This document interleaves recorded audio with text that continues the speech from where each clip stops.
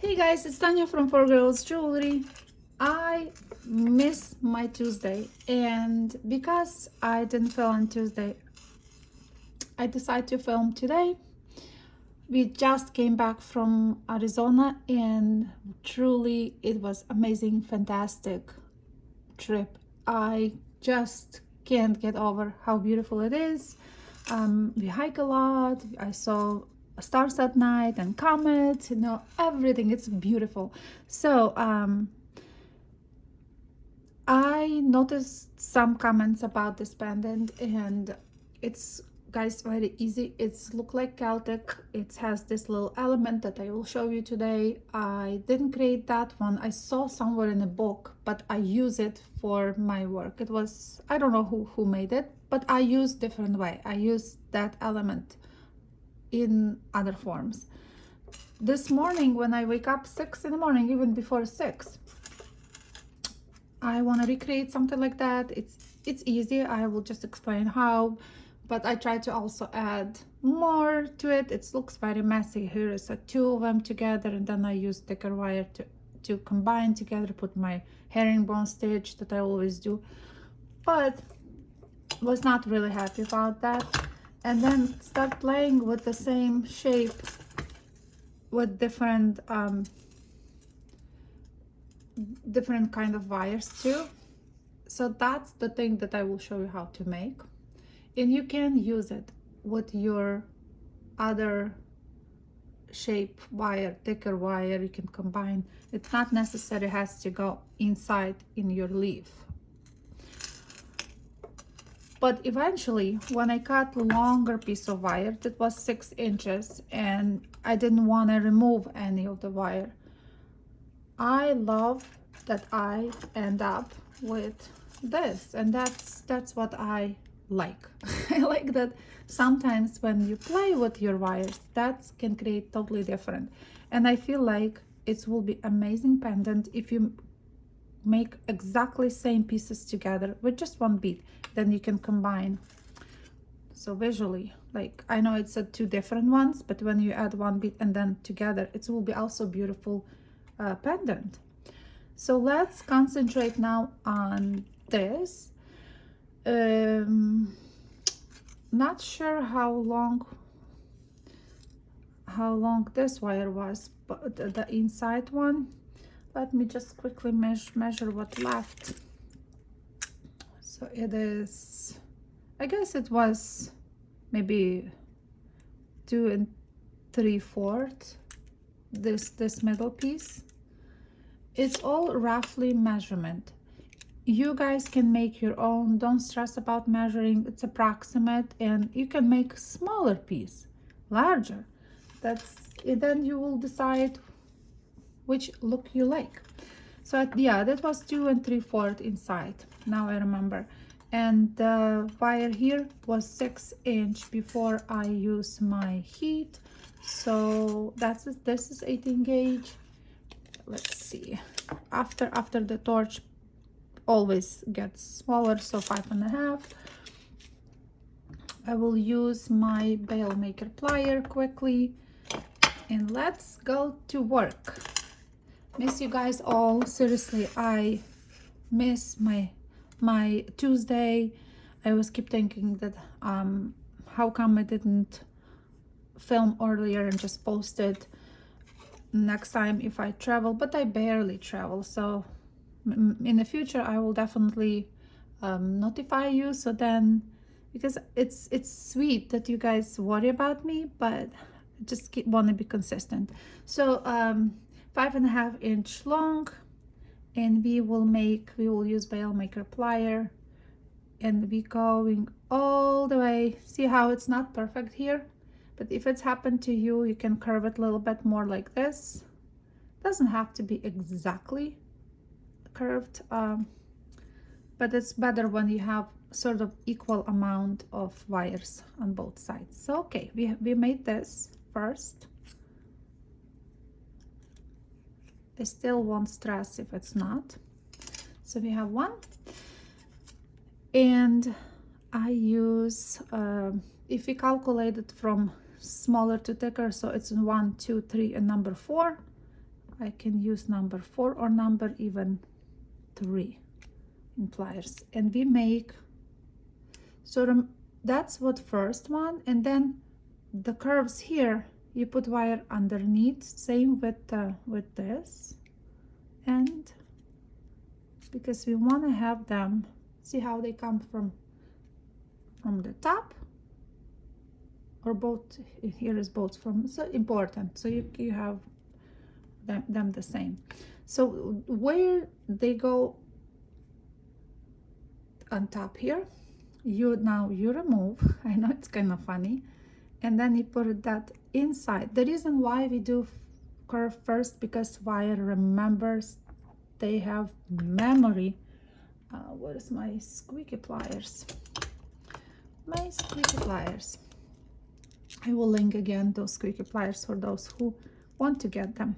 Okay, here, so we have one, so we just remove it and put it inside in that thing, and slowly, slowly, slowly, slowly. Okay, and we have 2 ends now, and those 2 ends, just go slow. Those 2 ends we go like this, and then I curve it up. Let me see how I did it here. Yeah, I curve it all the way up. All the way up. Okay, and the same we do on the other side. On the other side. Here. We got it. And we create something like that. So for the leaf, I didn't have that long wire. I didn't curve this extra one. It just, I left that, do you see it? It's like was curved, and then I left it here. So you just decide what you want to do, and you make simple shape. You can do round shape, you can do oval, you can put 2 together inside and just add them wire wrap to the base wire. Amazing things you can do, guys, with that.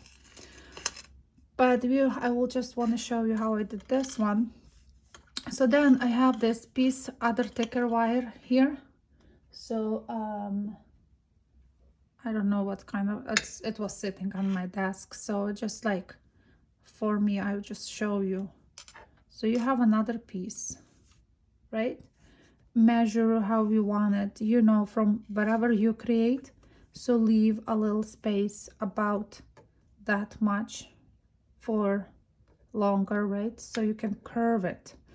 And I like when I curve that, I like that opening go down in a piece, which means, like, do you see the curving here?